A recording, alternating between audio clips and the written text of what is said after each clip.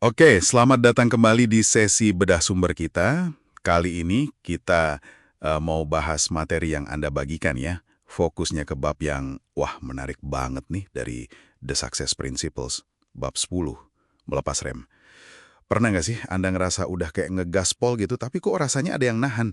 Kayak lagi nyetir mobil tapi lupa nurunin rem tangan. Iya, persis banget itu. Dan bab ini ngebahas rem yang seringnya nggak kelihatan itu, rem psikologis gitu. Eh, Ini bisa macam-macam bentuknya. Mungkin citra diri yang negatif, atau keyakinan mana mungkin saya bisa, atau malah keenakan di zona nyaman. Rasa bersalah juga bisa. Ragu sama kemampuan sendiri. Nah, semua itu tuh yang nahan kita sekeras apapun kita coba maju, iya kan? Nah, itu dia. Itu poinnya. Jadi misi kita sekarang ya ngebongkar rem-rem ini. Kenapa coba? Karena menurut sumber ini nih, seringkali justru melepas rem itu jauh lebih efektif daripada sekedar nambah tenaga atau ngotot lebih keras gitu. Pas banget sama kutipan pembukaannya dari Robert Allen. Semua yang Anda inginkan itu ada persis di luar zona nyaman Anda. Gimana tuh konsep zona nyaman menurut bab ini? Bisa dijelasin lagi? Iya, jadi sumber ini menggambarkannya cukup kuat ya. Zona nyaman itu kayak penjara, tapi penjara yang kita bangun sendiri gitu. Isinya itu kumpulan pikiran, saya nggak bisa, harus begini, nggak boleh begitu. Ya, asumsi-asumsi lain lah yang kita kumpulin seumur hidup. Seringnya dari pengalaman atau ya pikiran negatif. Kedengarannya kokoh banget ya tembok penjara ini, padahal seringkali cuma ada di kepala kita aja. Wah, penjara bikinan sendiri ya? Serem juga kalau dipikir-pikir. Ada analogi gajah di sini yang menurut saya kena banget deh. Bisa ceritain nggak? Oh, yang gajah itu ya? Iya, itu bagus banget analoginya. Jadi ceritanya kan bayi gajah diikat pakai tali kecil aja.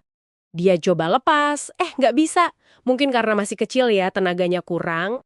Akhirnya si gajah ini percaya kalau saya nggak mungkin bisa lepas dari tali ini. Udah keyakinan itu nancep di kepalanya. Terus pas udah gede.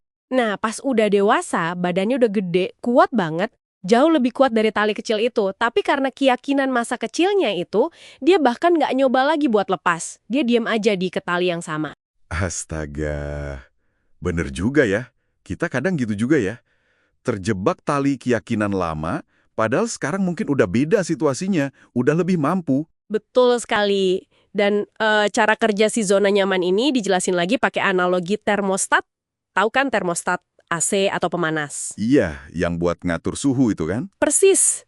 Fungsinya kan menjaga suhu tetap di rentang tertentu. Nah, zona nyaman ini kayak gitu.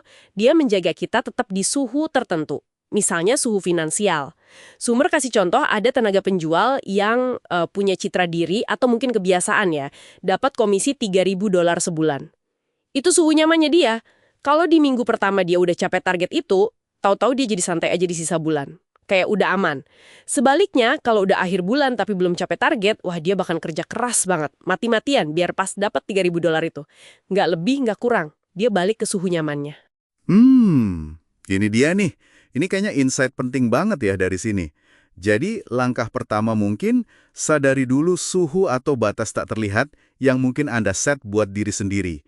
Bisa jadi di keuangan, karir, hubungan, atau area lain. Kita sering nggak sadar loh ada termostat otomatis yang kita pasang sendiri ini. Bener nggak?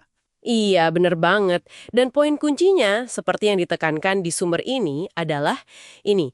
Daripada ngotot pakai tenaga lebih besar, pakai tekad lebih kuat buat ngelawan rem atau batas itu, seringkali lebih gampang dan lebih efektif buat, ya, melepas remnya, gitu. Melepas remnya. Maksudnya? Ya, lepaskan keyakinan yang membatasi itu. Ubah cara pandang kita soal diri sendiri, soal kemampuan kita. Persis seperti kutipan Einstein yang juga ada di bab ini kan. Masalah signifikan yang kita hadapi nggak bisa diselesaikan dengan level pemikiran yang sama saat kita menciptakannya. Jadi kita perlu naik level cara berpikirnya. Nggak bisa pakai cara lama. Oke. Oke, masuk akal banyak. Nah, pertanyaannya sekarang, gimana cara praktisnya ngelepas rem ini? Menurut bab 10 ini, ada saran konkretnya nggak? Ada. Disebutin dua cara utama sih. Yang pertama, itu lewat mengubah perilaku secara sadar. Jadi aksi nyata gitu. Contohnya, sengaja beli kemeja yang harganya di luar kebiasaan Anda. Yang awalnya mungkin bikin, aduh kok mahal banget ya, nggak nyaman gitu. Tapi lama-lama ini bisa meregangkan standar kita, memperluas zona nyaman finansial kita misalnya. Atau contoh lain, ikut pelatihan di hotel mewah. Tujuannya bukan cuma soal materinya, tapi juga biar kita terbiasa sama standar yang lebih tinggi. Kayak memaksa diri keluar sedikit demi sedikit dari batasan yang biasa. Menarik ya. Jadi kayak dipaksa nyaman dengan hal baru gitu ya, biar batasnya geser. Oke, itu cara pertama. Terus cara kedua apa tadi? Nah, cara kedua ini fokusnya lebih ke perang di dalam kepala kita sendiri. Mengubah self-talk, omongan ke diri sendiri itu loh. Terutama disarankan pakai afirmasi. Afirmasi itu kan pernyataan positif tentang tujuan kita, tapi diucapin seolah-olah udah tercapai. Oh, afirmasi ya. Sering dengar sih. Contohnya gimana tuh? Sumbernya ngasih contoh kuat banget soal aktor Jim Carrey. Mungkin Anda tahu ceritanya? Jim Carrey. Gimana ceritanya? Jadi, sebelum dia terkenal banget kayak sekarang, dia tuh nulis cek buat dirinya sendiri. Cek bohongan gitu ya. Nilainya 10 juta dolar. Di cek itu dia tulis untuk jasa akting yang diberikan, terus dikasih tanggal masa depan. Dan cek itu dia bawa terus di dompetnya kemana-mana. Serius? 10 juta dolar? Iya, dia terus-menerus memprogram alam bawah sadarnya dengan gambaran sukses itu. Meyakinkan dirinya sendiri kalau dia udah jadi aktor sukses dengan bayaran segitu. Dan akhirnya kejadian beneran kan? Nah ini cara yang ampuh banget buat meregangkan dan akhirnya mengubah si zona nyaman tadi. Kita tipu pikiran kita sendiri ke arah yang positif. Wow, Jim Carrey. Itu contoh yang kuat banget ya. Nulis cek 10 juta dolar. Oke, jadi kalau kita tarik kesimpulan nih ya, dari pembahasan kita, seringkali penghambat terbesar kita itu bukan dari luar, tapi justru dari dalam diri kita sendiri ya. Si rem berupa zona nyaman dan keyakinan-keyakinan yang kita pasang sendiri ini. Dan kuncinya, ternyata bukan cuma nambah gas atau usaha lebih keras, tapi juga berani ngelepas rem itu, gitu ya? Tepat sekali. Dan yang penting banget buat diingat, seperti yang ditekankan di sumber ini juga, Anda itu punya kekuatan untuk kenalin dan ngelepas rem-rem itu. Ada kok caranya. Ini bukan soal Anda kurang mampu atau kurang potensi, sama sekali bukan. Tapi lebih ke soal, kesadaran. Sadarnya ada pagar-pagar tak terlihat yang mungkin selama ini Anda buat sendiri. Oke, dalam banget nih. Nah, sebagai penutup, mungkin ini sesuatu buat Anda renungkan ya para pendengar. Coba deh, pikirin sebentar. Ada nggak satu rem spesifik yang kayaknya lagi aktif banget di hidup Anda sekarang? Mungkin keyakinan soal, saya nggak jago ngomong depan umum. Atau zona nyaman soal penghasilan yang segitu-gitu aja. Atau mungkin keraguan dalam memulai hubungan baru. Coba bayangkan sebentar aja. Gimana rasanya kalau minggu ini Anda benar-benar bisa klik, ngelepas rem itu?